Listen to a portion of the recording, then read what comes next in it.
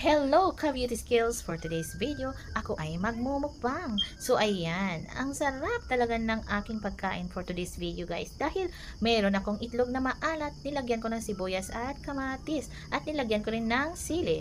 At syempre, meron akong gulay, malunggay at hinaluan ko ng bisol.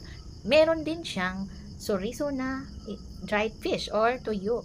So ayan, pag ganitong kain guys, hindi ko talaga kaya na hindi magkakamay. Kaya hayaan nyo na ako dahil gusto ko talaga magkakamay guys. Dahil pag nagkakamay ako, feel na feel ko talaga ang aking kain. At ini-enjoy ko yan bawat subo. Kaya ang sarap talaga.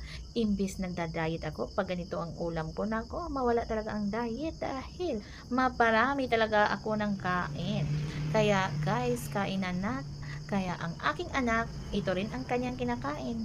Hindi ko na lang siya kinuna ng video dahil ako lang nag-solo flight. Pero nasa harap ko siya, kumakain din. Ang swerte ko talaga sa kanya guys, kasi hindi mapili sa ulam. Kung ano ang niluluto ko, kinakain din niya kasi sabi ko sa kanya, kung ano ang inihain ko sa lamesa, yun lang ang kainin niya. Huwag na siyang magreklamo dahil lagi niyang tandaan na lagi siyang magpapasalamat dahil meron kaming pagkain, kaya bawal magreklamo. So ayan guys, hindi siya nagreklamo.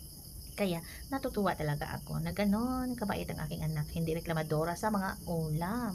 At syempre pag tinatamad din ako magluto guys, nako, hindi ako magluluto, ang kinakain lang namin kanin at syempre sardinas. At nako, buti na lang paborito ng aking anak pag sardinas din ang ulam minsan, o diba?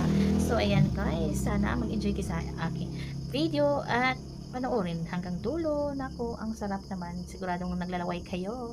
So yun lang guys, bye!